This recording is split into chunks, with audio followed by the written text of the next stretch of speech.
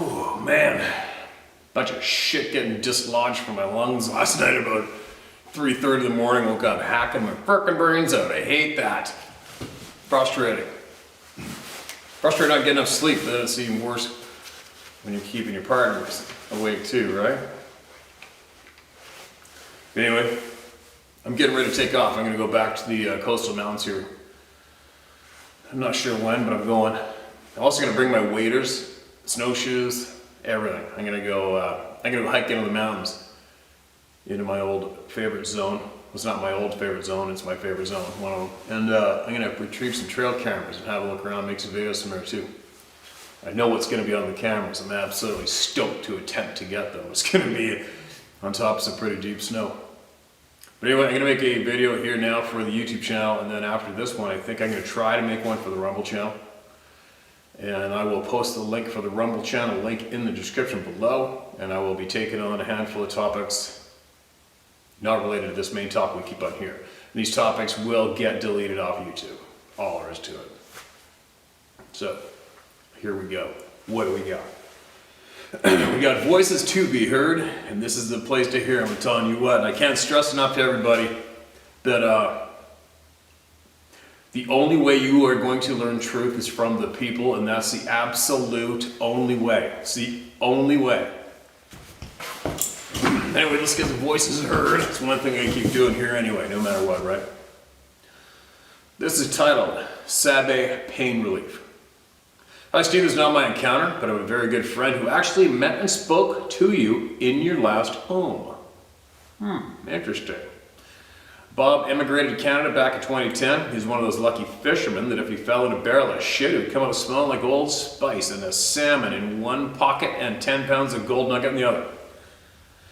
I'm now able to pass on this to you as he made me promise I would send to you after he had passed out, but had to wait 2 years. Or after he had passed, sorry, apologize. So Bob fished the Squamish River, always in a remote area, and he met one of the Sabe people while there. It was watching him catch fish, one after another. So he killed 2 fish and hung them on a branch and walked away, just out of sight. Then snuck back to see the Sabe take the fish. This was then a regular thing between them until one day Bob had a heart attack and collapsed on the bank. The Sabe crossed the river and put his mighty hand on his chest, and the pain stopped. And it spoke to him through mind speak and told him that his pump was broken, then carried him to a road and stayed close till a car stopped and took him to help. When he recovered, he got home, he wrote the encounter down and sent it to me in a letter. This all happened in 2016. He resumed his fishing and shared it with the Sabe. Sadly, Bob passed of a massive heart attack in 2019. Through the night, I only hope his hairy friend was near to ease his passing. He said the Sabe was approximately 7.5 feet tall, silver color, and appeared to be middle-aged, with a quiet, kindly face, dark eyes, broad nose, and a wide mouth full of strong, flat, human-like teeth. I hope this is some help to someone out there. Bob was not his real name, but names don't matter. Truth and knowledge count. Paul. Well, that's frickin' interesting, Paul. It's too bad we couldn't have a few more details, like, or if you could private message or email me, possibly what kilometer that this Bob carried on these activities with this forest person. That'd be interesting for me to find out, because I would possibly be tempted to go chuck him a couple of fish and keep that going on, maybe. Obviously in absolute secrecy. I think I would do that for sure. I think probably what gives me the more confidence to do that would be having the more of the additional, the front heads up that this thing's not gonna go pack me off and keep me hostage, right? I think that's what probably 99.9% of all people would potentially be terrified of when you offer up your ass to intentionally meet one of these people, would be whether or not they're gonna keep you for a bit or take you somewhere. That would really suck. But I'd like to more, it would be interesting to know how I met this person in my home. Not too many people make it to my private residence in the past, except for absolute close friends, so it'd be interesting to know who that was, when that went down. It's sad they passed, but that's an interesting account, especially so close to home, right, for me. If you got any more information, pass it on to me, all right? And I'll see if I can possibly follow up where he left off, maybe.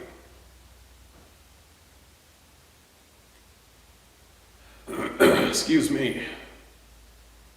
Private message, all right. We're passing that. All right, this is a different kind of a header. Mark this is red. Now I'm back down to the bottom. Not too far at the bottom.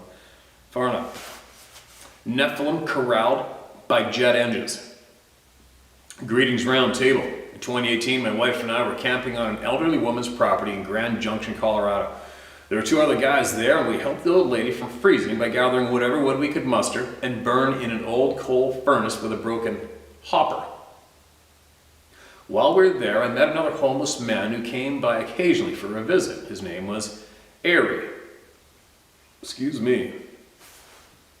He was a lifetime Coloradan. He told me about primitive settlements in the outback where he had family ties. He said they still used horse-drawn wagons. They only had older fire engines for modern equipment. I was reluctant to believe this, other than knowing the Amish exist similarly. Next shelf recording, yeah.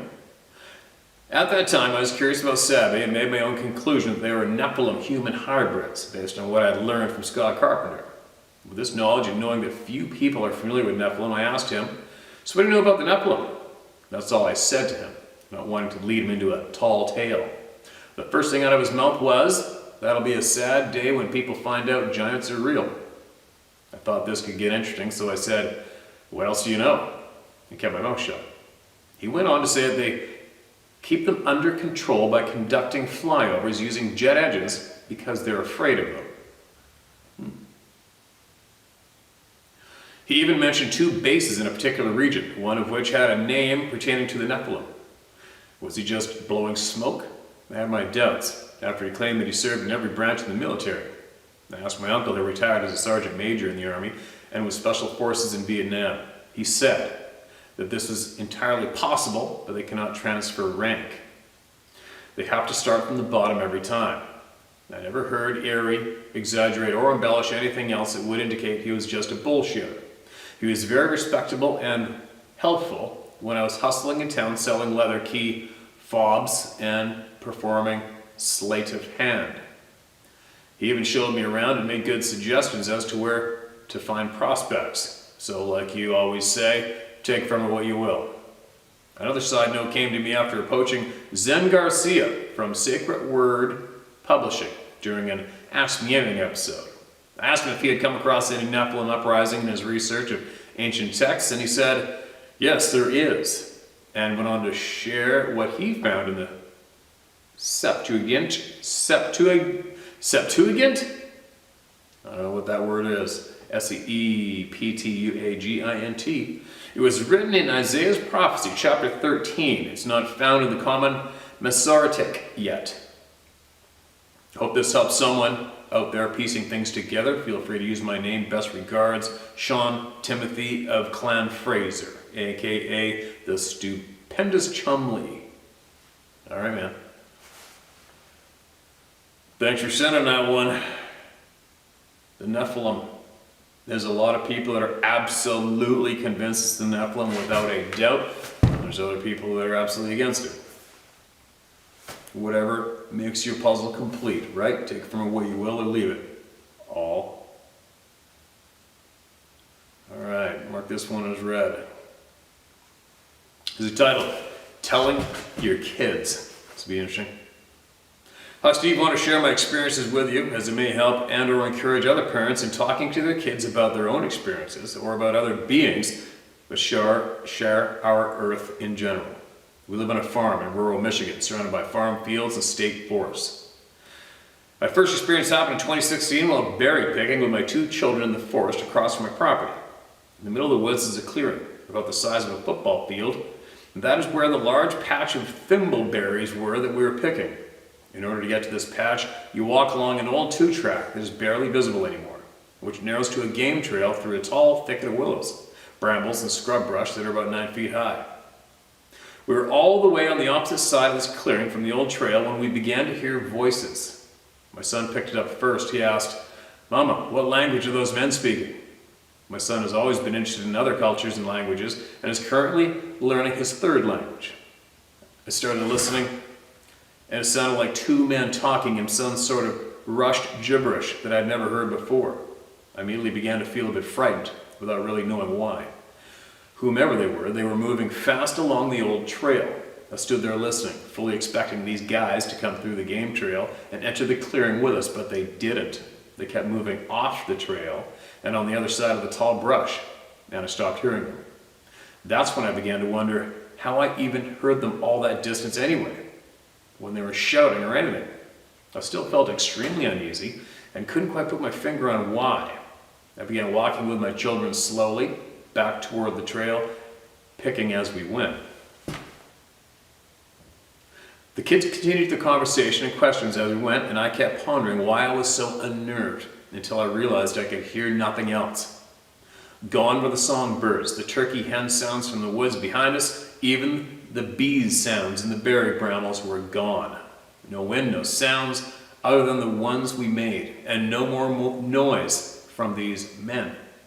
I was really getting frightened now, really wanted to get out of there, wondering how I moved with my two babies through that tiny game trail without being able to see what was on the other side. So I was kind of frozen, trying to remain stoic for my kids and unsure how to get us out of there, when all of a sudden there was a huge crashing sound on the other side of the thicket. It sounded like someone had silently picked up a huge log and threw it towards us at the back side of that thicket. Then silence again. I was terrified. My kids were getting scared now too. "Mama, what was that?" We all stood staring at the thicket, but no sounds came. I then decided to bundle my kids to me, and we slowly made our way through the narrow tunnel game trail, then out to the two-track on the opposite side. Me holding my little ones tight against me and shielding them from the side of the crashing sounds. There was nothing. No men, no log, no damaged trees, nothing to show anything had happened. My kids relaxed as we walked back along the trail, them in front but close, me behind, constantly looking back and feeling watched and followed, but seeing nothing. Slowly I noticed a squirrel chatter, a cicada in a nearby tree, and a bird song deeper in the forest, but I never fully relaxed again after that. Well, really ever again. It took 2 years for me to ever go back into those woods. And I did so with my husband and my dog, and carrying a camera and my phone as if they were talismans. LOL. I'd grown up in these woods and this land, and it bothered me that I was now too frightened to be there without even fully knowing why. I didn't sit right, and I was worried for my growing children. But how do you warn them about something you don't understand or never even saw? So in spring 2020, I began doing research, trying to figure out what happened to me. I came across Dave Plattis' Missing 411, The Hunted on Amazon, and I have to say, that scared me worse. The hairs raised on the back of my neck when I heard those Sierra sounds and what they call the samurai chatter, because it was the closest thing I'd ever heard to the language we heard in the woods. I looked up on YouTube and through him found you and Scott Carpenter and some others. I began listening and learning whatever I could. By fall last year, I felt I had plenty of knowledge under my belt and knew I needed to inform my children, but was unsure how to do so without frightening the bejesus out of them. I came across a documentary, The Phenomenon, on Amazon, and decided that it was a good place to start, only because it walks the viewers through the history of UFO sightings and government cover-ups, and it is fact-based without being terrifying. And the camera's still going crazy. I wanted the kids to see how the government repeatedly and over generations lied to its own people about something that is possibly dangerous and is considered out there and crazy by many people. We watched it as a family, discussed it, looked at the articles that had come out about the info that the government had released, that UFOs are in fact real. I gave them time to absorb this, asked them what they thought about it, and discussed it openly. Good for you. It's freaking awesome. About a week later, sat them down and asked them if they remembered the berry patch incident. My son did. My daughter had no recollection of it at all. I told them my entire recollection of the events. I told them how I had been doing research for months, that I think I knew what happened to us, and that I wanted to share some more with them and talk about it. We watched Missing 411, The Hunted together. We watched a couple of your videos, a couple of Scott's videos, and a couple of Dogman Encounter videos. having open and honest discussion throughout all of it. I explained to them that while I have never seen any of these creatures / beings, I was open-minded enough to hear out my fellow man. Many people are sharing these stories across the internet, and they can't all be fabrications, right? And we have had our own odd experiences. So what kind of mom would I be if I didn't warn them? I told them I felt like I had to at least give them the info that these things could be out there, and they were at least armed with the knowledge, and we discussed safety and what we're going to do to keep each other safe. I told them they didn't need to be scared of the woods that surround us. Just be aware, stick together, keep an eye on how the dog is behaving, etc. I felt a bit weird and awkward to start all this, but I was very happy and relieved that I did. I felt like my family was safer, more unified, and I could breathe better after having done all this. Okay, good for you. That's one hell of a great share. This summer, my son saw one. We were all out on the farm looking for a goat that had escaped her pen. He went around the bushes at the back of the property, looked for her there. Behind that hedgerow was a small field. Behind that is an old logging road. While looking for the goat across the field, he saw what he described as a huge brown-colored man jogging. That was what his rational mind was trying to tell him it was. He said it swung its arms weird, like it was power walking or something. He said the entire thing was a brownish-reddish color. It even looked at it, just walked along the road into the woods. I had to go look for him as he never come out from behind the hedgerow. When I found him, he was just staring wide-eyed at the field, swallowing hard. He told me readily enough what he saw, but he spent the rest of the day sort of shell-shocked. His mood changed that week, and he seemed almost angry. He's generally a very happy kid. He told me he was now afraid to be alone and afraid to be out after dark, and that made him angry. Like something was taken from him. I can relate. That sucks. Imagine we had not had those conversations months prior. Would he even have told me what would happen to his psyche? He was clearly traumatized, even though we had these conversations, and he knew he was safe talking to me about it. I feel so grateful that I talked to him about it, because I don't know what would have happened to my son had we not done so. As the seasons progressed, he gradually lost some of that fear of being outside and alone, but neither of my kids go out after dark without each other or an adult, their dog and flashlights. And we had to put up motion detector lights around our home and outbuildings to increase their sense of safety. Perfect move. I know it's getting long, Steve. I hope it doesn't end. That's how I feel about this one, all right? I know this is getting long, Steve, and I never felt like what happened to me years ago was worth the bother of sending it in. But after what happened to my son this summer, I felt like if other parents sitting on this knowledge and unsure how to talk to their own kids might get some use out of it, especially if you live rurally or have some odd experiences. I will also say, now that we know, we see/hear more.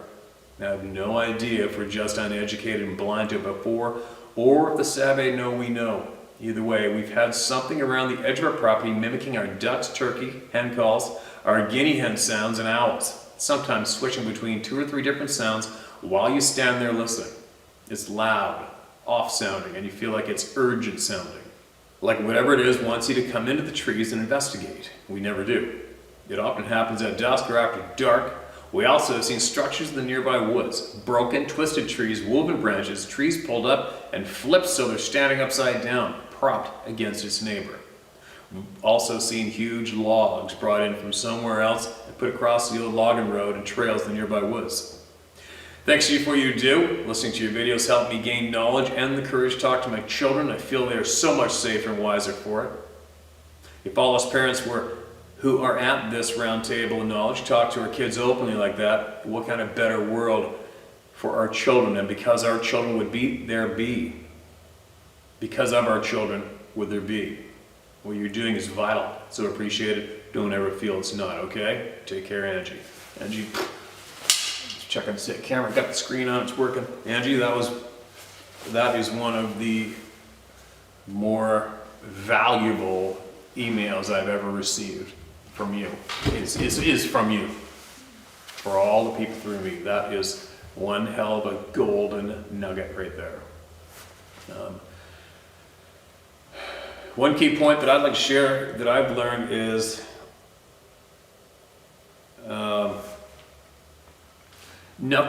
everything changes, the future changes through the children. And I was taught that a long time ago from a Syrian Christian doctor who I spoke with one-on-one while guiding him in the remote Northern Rocky Mountains. And he told me the nightmares of being there. Was it Syria? Syria, Lebanon. Lebanese? Syria. No, Syrian Christian. And houses getting shelled. He became a doctor. He was a doctor. His father made all of his children go to school to become doctors. Everyone became a doctor before they had to flee the country. And he told me to go into medical school, and all of a sudden his buddy fell over taking a bullet, and you couldn't hear the bangs. The bullet came from so far away. It's just a random bullet. Told me all sorts of absolute unbelievable stories from over there. But what he explained to me was some of those war-torn countries, there's generations now. There's generations of war, generations of hate, and he said that it's all the education now, because every single human being in certain countries in the Middle East were raised in a war, learning how to kill and learning how to hate. And that is why it's nearly impossible to straighten out the Middle East, is because of that. So I remember him explaining that to me, how it was with the children, is how the change comes into place.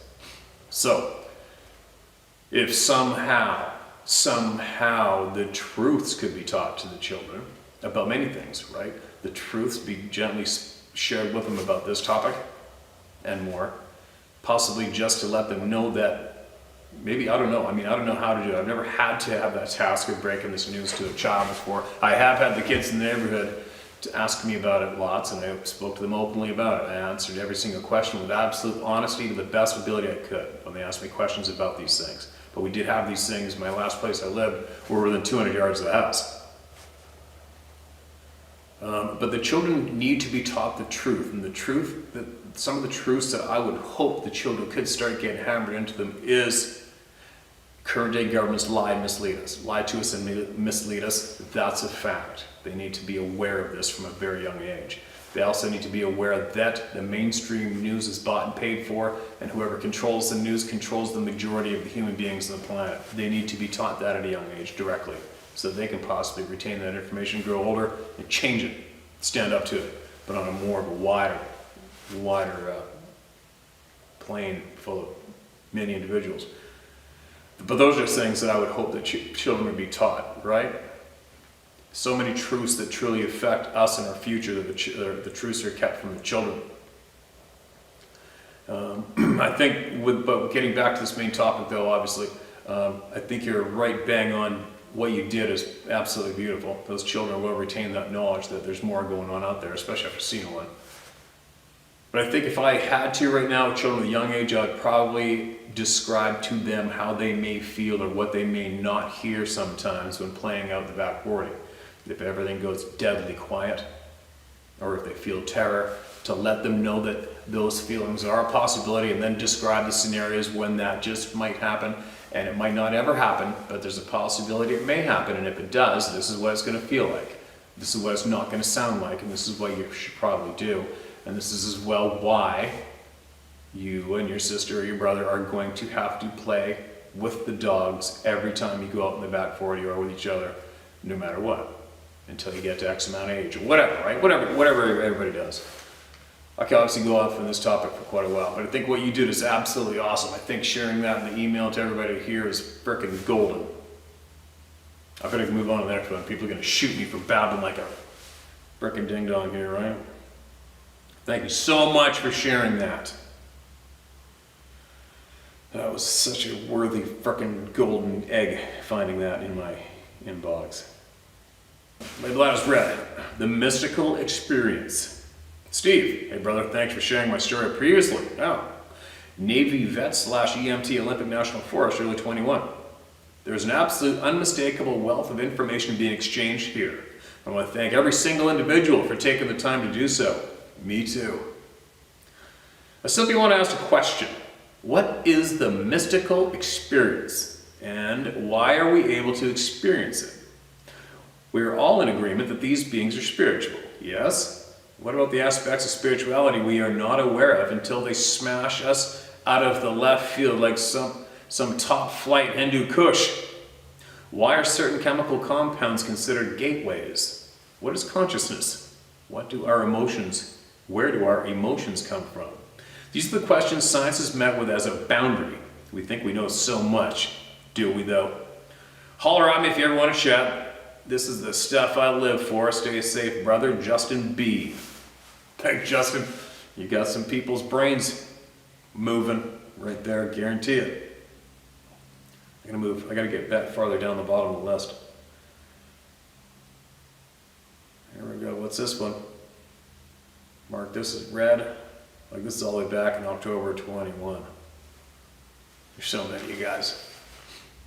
The Forest Ranger's Son is the title of this email. Hey Steve, been listening to you for a while, about 2 years now. Thanks for what you're doing. I hated to hear about your horse, but you gotta tell us a story about how he got his name. That sounds familiar. I must have read this.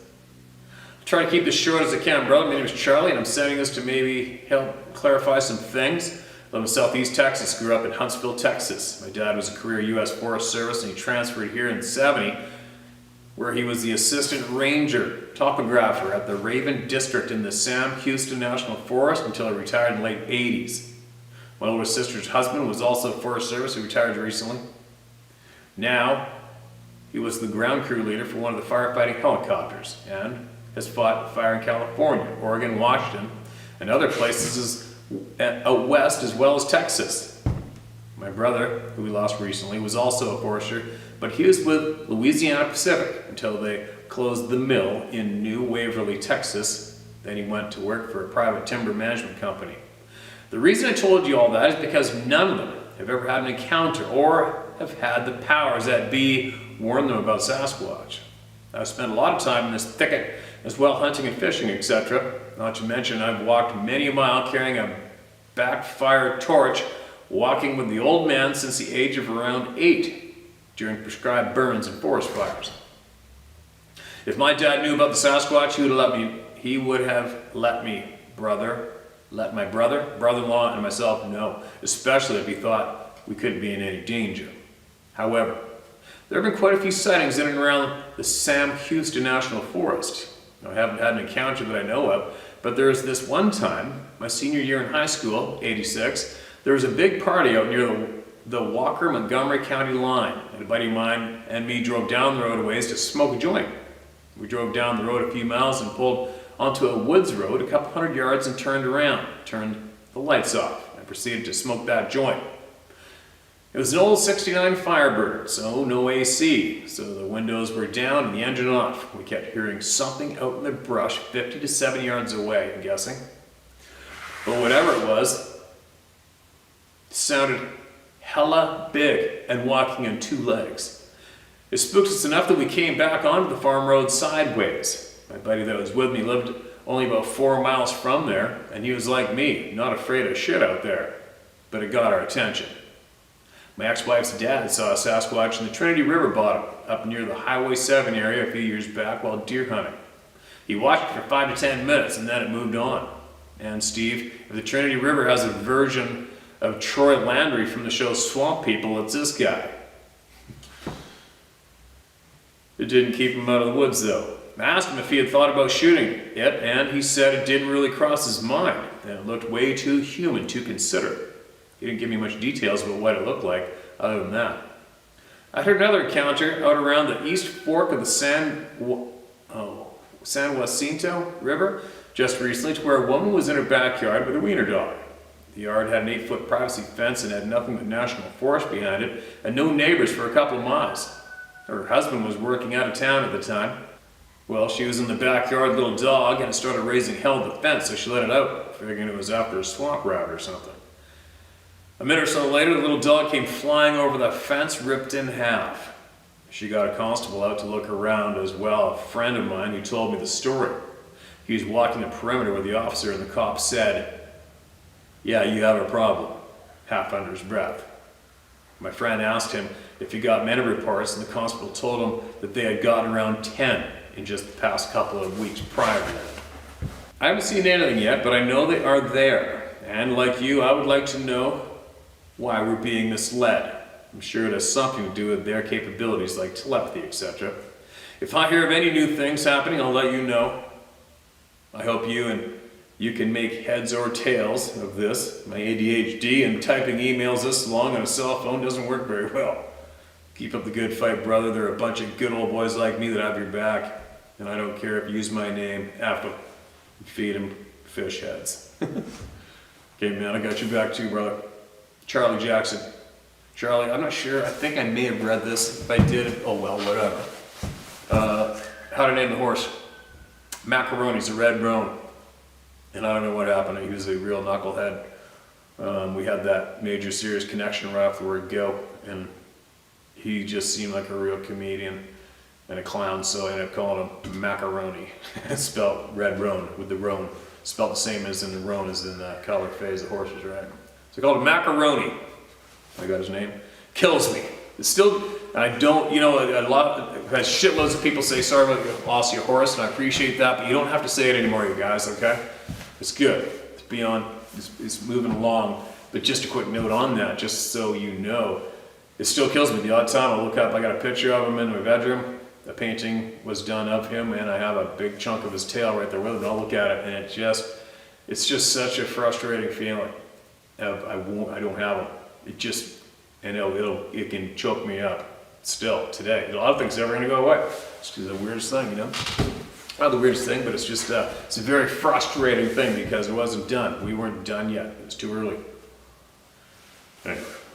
Onward, more topics. Thanks for sending that in. And it's funny, you know what? You know, you rattled off all those people who were in forestry, etc. Never seen one, probably didn't believe in it, but it just goes to show you, right? It doesn't matter. Not everybody knows, will be able to know about these things firsthand. It's just the way it is. Yeah, I guess that's why we're here today, right? For all the people that have and don't have anywhere to go to share all this shit. What do we got here? Sabe in Kansas 2. Dear Steve, sorry for such a short email. I just wanted to share my story. When I was fishing on the river and the rocks were pelting me, and what I saw when the trees 10 feet up parted, I saw two very large hands that were dark brown and a face that looked like a very large black man with large dark eyes and a beard. My grandfather used to tell me of the old man of the river. This was in '96 when it happened. I've always felt their presence whenever I'm in the woods. And in this place at the junction of the Smoky Hills and the Republican rivers from the Kansas River, I have had fishing poles and fish go missing when I walk to my car to retrieve or put my items away. I've been spoken to in a Native American tongue and chased out. One night, I was setting limb lines on the uninhabited side of the Milford Lake, and it was 2:30 a.m., and my dad's first cousin was behind me, and he started running, and he yelled at me to run. And I looked back and I saw a 12 to 14 foot brownish giant running about 20 feet to the left of him. What I saw was very wide, 8-inch hair, longer on the head and arms, and it looked as if it weighs 1,200 pounds or more. You imagine that, picture that one. Picture that description running beside you 20 feet away. Holy shit. How do you even keep running? It just ran across the field, crossed over a five-wired fence and into the bush, and followed us back to the truck. We were terrified out of our minds that night. I now live in Texas and have more to share. All right, here's a private message for me. All right, man. Appreciate it. Appreciate it, and no, I want to hear it all. And it's more handy, it's more valuable if you send it to me for everybody to hear, okay? I would really appreciate that. If I had this whole thing set up behind me, which I want set up soon, well, we'd be talking possibly live right here soon too, right? But in the meantime, if you got something more that you feel that people could use to hear, send it. Okay, man? Appreciate you. Send it. I've been to Kansas, hunted turkey in Kansas. Actually, used to go on the celebrity turkey hunting competition every year in Kansas.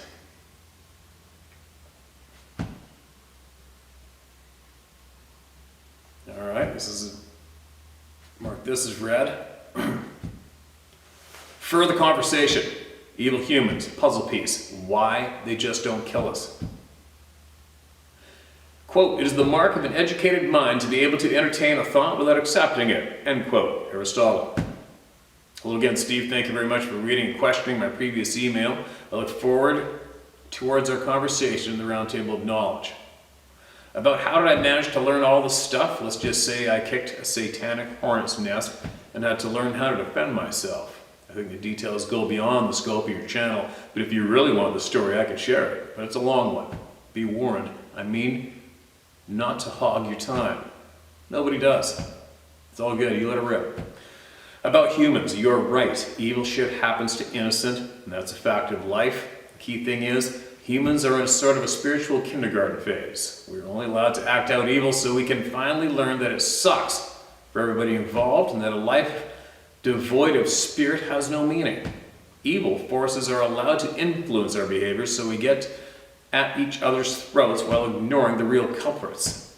Isn't this bullshit pandemic the ultimate rolling example of this? That said, I think our time of spiritual graduation is quickly approaching, and this evil society is about to collapse, so the bullshit finally comes to an end. We're being prodded to finally stop with our spiritual apathy and deal with evil. I'm ready to deal. I'm ready to deal. On the other hand, supernatural predators are beings that have already graduated in the spiritual sense. They know for sure what the game really is, and they have knowledge we don't. We are dumb, blind, and disoriented, and they are not. For this reason, their actions are weighted differently. We get a more lenient version of spiritual law because of our ignorance and lack of self-control. They get the adult version of it all. We are protected from more direct actions by them, at least for now. Otherwise, we would already have been decimated by them. Camera's still going. The spiritual backlash of supernatural actions is quicker and more harsh than the slow backlash of our mundane actions. In other words, our Heavenly Father is really patient with us, but protects us from the worst. For this reason, black magic is conducted in a manner that attempts to divert or delay the spiritual consequences of the works, which means we humans have mostly to do the harm to each other ourselves under soft influence of evil spirits and practitioners.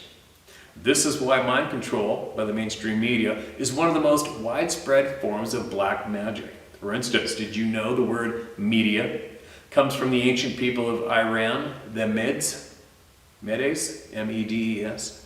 They are one of the earliest historical accounts of magic practitioners. Anyway, this is my take about the subject.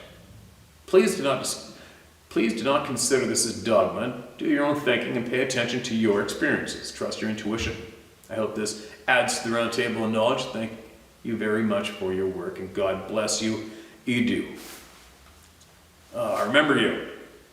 I do remember you, and I do remember asking you questions after you gave us some bold statements on your previous email. I just don't know what video that would have been in. But I'm glad you wrote that in. I'm glad you sent that in because I do remember. Thank you very much.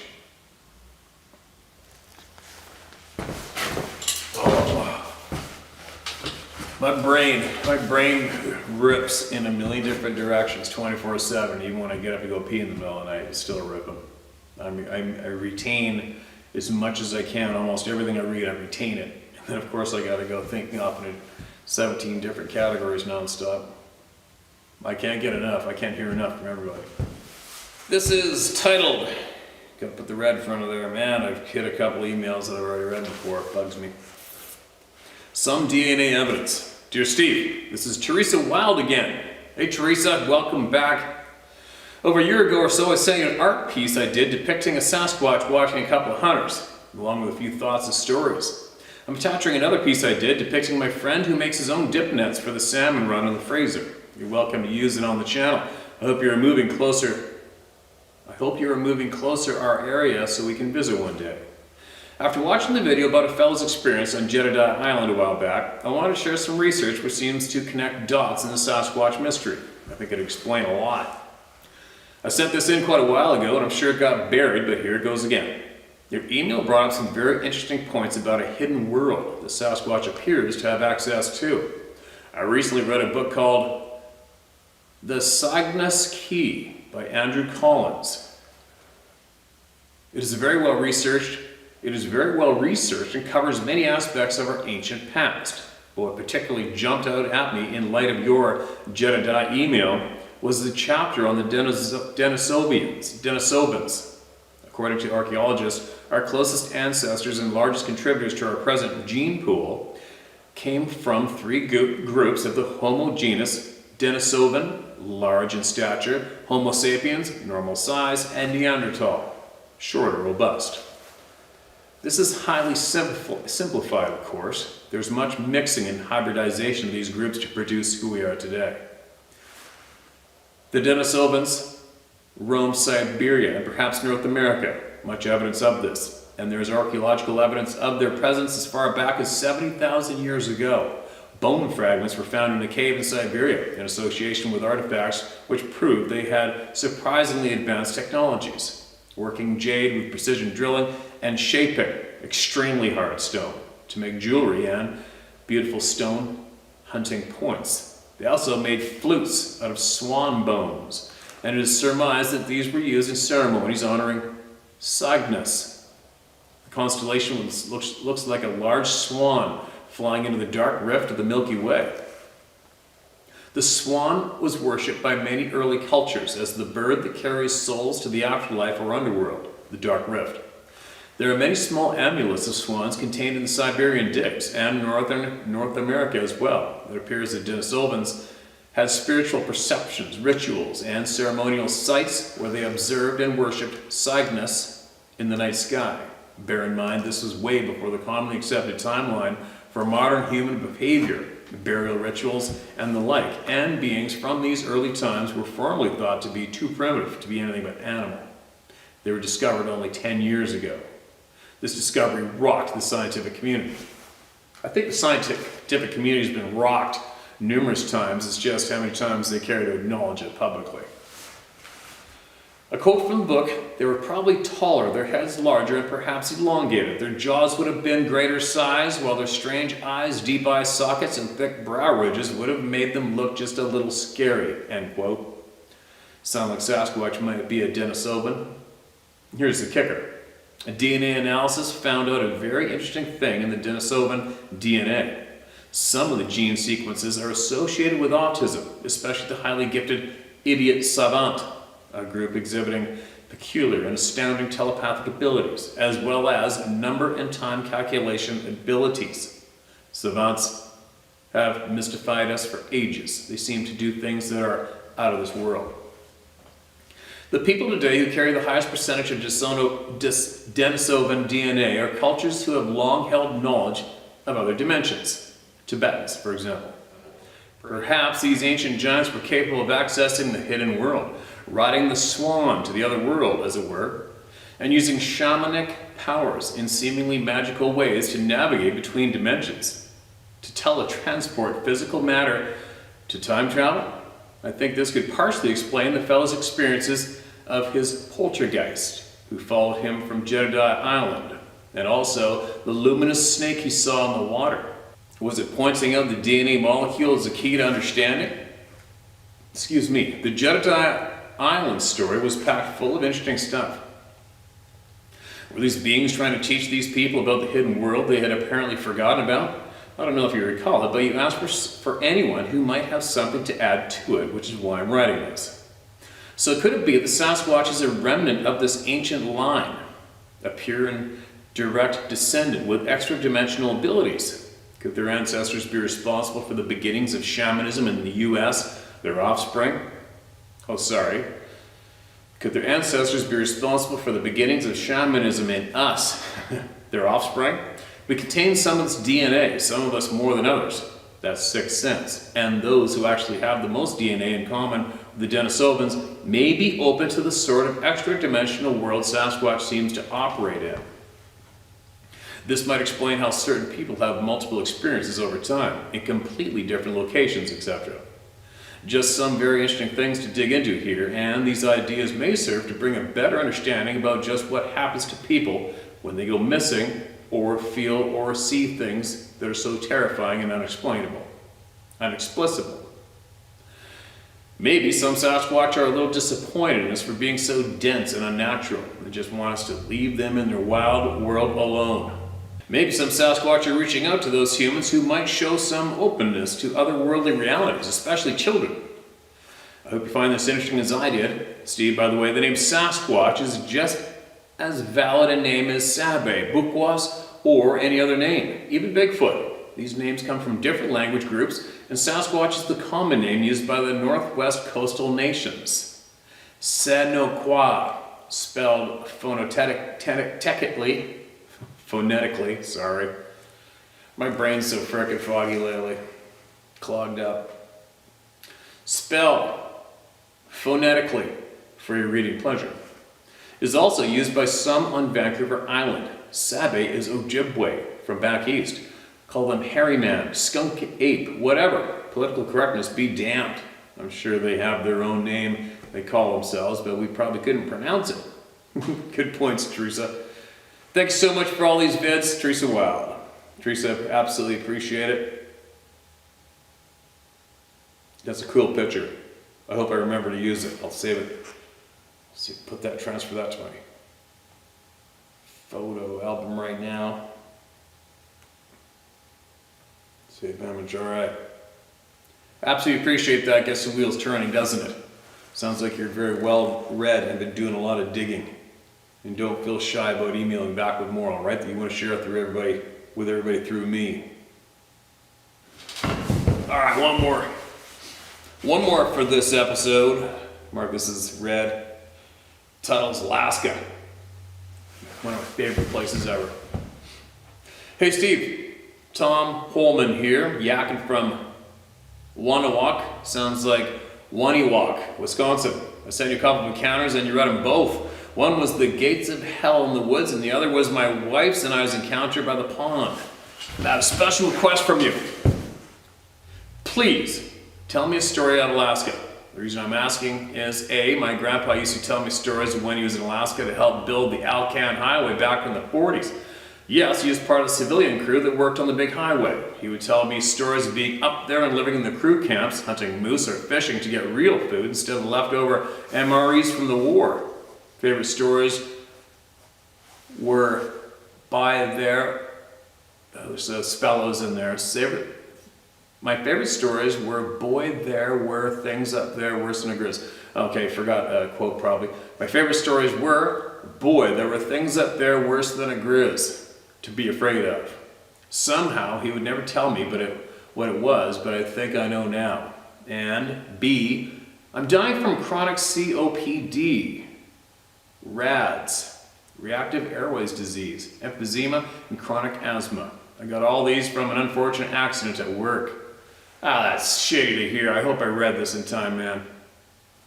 I've slipped into stage 3 and it ain't looking good for me. At least I will be with Grandpa Pop and my dog Stinky.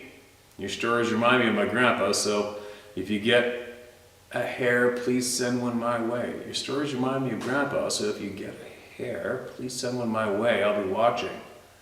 Also, one question, does that old black gelding have some draft in him? He's an awesome horse. Keep on keeping on, feller Thomas.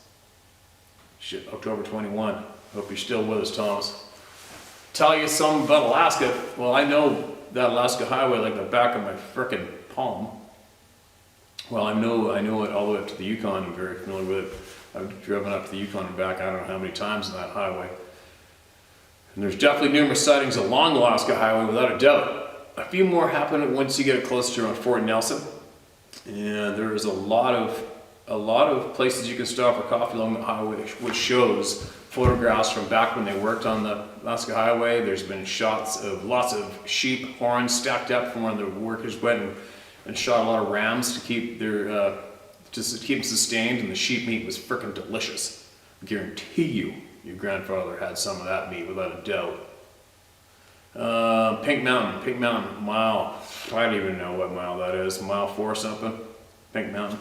There's a whole pile of Sasquatch activity there. Lots. Some guys that live there right now that are having ongoing experiences as I sit here and share with you. And they actually have it's either a carving. It's a carving or a cutout of Sasquatch, and they call it Sasquatch Crossing at the coffee shop there at Pink Mountain. Peace River.